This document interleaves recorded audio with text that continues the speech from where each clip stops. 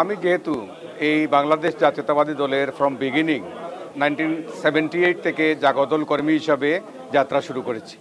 দলের পথ পরিক্রমায় আমি দলের ছাত্রদলের 3বারের প্রেসিডেন্ট, তারপরে কেন্দ্রীয় ভাইস প্রেসিডেন্ট, বিএনপির বিভিন্ন পর্যায়ে নেতৃত্ব দিয়েছি।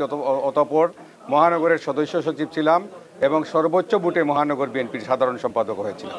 আমি ইতিপূর্বে বিভিন্ন নির্বাচনে অংশগ্রহণ করেছিলাম ঠিকই, কিন্তু এবার আগামী জাতীয় সংসদ নির্বাচনে সিলেট 4 যে নির্বাচনী এলাকা জৈন্তা গোয়েনঘাট কোম্পানিগঞ্জ, সেখান থেকে নির্বাচন করার অভিপ্রায় ব্যক্ত করেছি। এজন্যই যে সেখানে আমাদের এমপি ছিলেন দিলদার হোসেন সেলিম, উনি এখন প্রয়াত, এবং এই সেলিম ভাইয়ের ফিল আপ দি গ্যাপসের জন্যই সেখানকার জনগণ জৈন্তা গোয়েনঘাট কোম্পানিগঞ্জের অসংখ্য নেতাকর্মীরা, স্পেশালি ইয়াংস্টার যারা, এরা আমাকে আমন্ত্রণ জানিয়েছে এবং আমি সেখানে গিয়ে এই জৈন্তা গোয়েনঘাট কোম্পানিগঞ্জ এলাকা সফর করেছি এবং সেখানে আমি অভূতপূর্ব সাড়া পেয়েছি।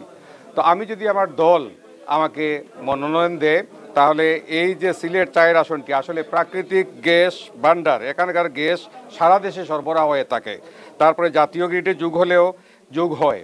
সুতরাং সিলেট 4 আসনটি রয়েছে অবহেলিত এবং ইনশাল্লাহ আমাকে যদি দল মনোনয়ন দেয়, তাহলে এই অবহেলিত জনপদকে আমি আমার অভিজ্ঞতার আলোকে দীর্ঘ 42-44 বছর থেকে যেহেতু আমি এই দলের সাথে কাজ করছি, সেই অভিজ্ঞতার আলোকে আমি এই সিলেট 4 আসনকে প্রাকৃতিক সম্পদে ঘেরা এই আসনকে গড়ে তুলব, এটাই আমার প্রত্যাশা।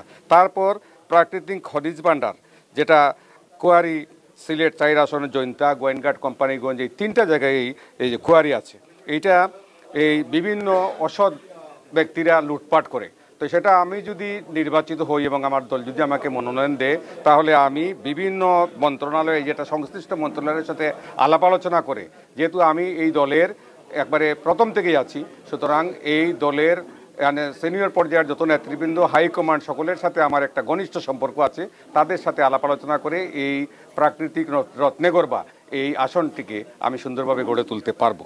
তাছাড়া যেটা অবহেলিত এই এলাকা, এখানে শিক্ষার ক্ষেত্রে অনেক পিছিয়ে আছে। আমি ইদানিং দেখতে পেয়েছি জৈন্তা গোয়েনঘাট কোম্পানিগঞ্জে ছেলেরা অনেক লেখাপড়ায় এগিয়ে এসেছে, তারা মেডিকেল স্টুডেন্ট আছে বিভিন্ন পর্যায়ে, যেটা আগে তারা লেখাপড়ায় পিছনে ছিল। আমি নিজে ঘুরে দেখেছি, তাদেরকে আমি বিভিন্নভাবে কোঅপারেশনের চেষ্টা করছি এবং ইতিমধ্যে আমার সাথে যারা যোগাযোগ করেছে, আমি সিলেট মেডিকেল, তারপরে অন্য যেটা নর্থ ইস্ট মেডিকেলে আমি ইন্টার্নশিপে তাদেরকে ব্যবস্থা করে দিয়েছি।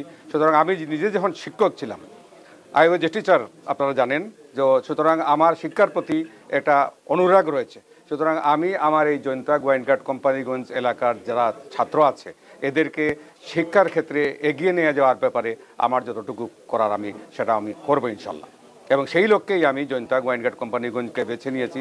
শহর ছেড়ে আমি গ্রামের দিকে গিয়েছি, বিকজ অফ আমি যেখানেই গিয়েছি, আপনারা দেখেছেন রেড ক্রিসেন্ট সোসাইটির দায়িত্ব পেয়েছিলাম, সেখানে 3rd ক্লাস রেড ক্রিসেন্টকে 1st class red crescent society বানিয়েছি।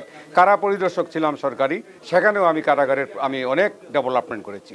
নজরুল একাডেমির প্রেসিডেন্ট ছিলাম, সেখানে ভগ্নপ্রায় নজরুল একাডেমিকে আমি সিলেটের জিন্দাবাজারে একটা ভবন তৈরি করে দিয়েছি, রেড ক্রিসেন্ট সোসাইটিকে করে দিয়েছি। সুতরাং যেখানেই আমি দায়িত্ব পেয়েছি সরকারের, সেখানে আমি অভূতপূর্ব উন্নয়নের চেষ্টা করেছি। সুতরাং অবহেলিত, লাঞ্ছিত, বঞ্চিত এই যে সিলেট 4 জৈন্তা গোয়েনঘাট কোম্পানিগঞ্জ, এখানে যদি আমি দলের এই মনোনয়ন পাই এবং নির্বাচিত হই, তাহলে আমার বিশ্বাস যে আমার অতীতের অভিজ্ঞতার আলোকে আমি আমার সিলেট 4কেও আমি একটা উন্নয়নের ছোঁয়া দিতে পারবো।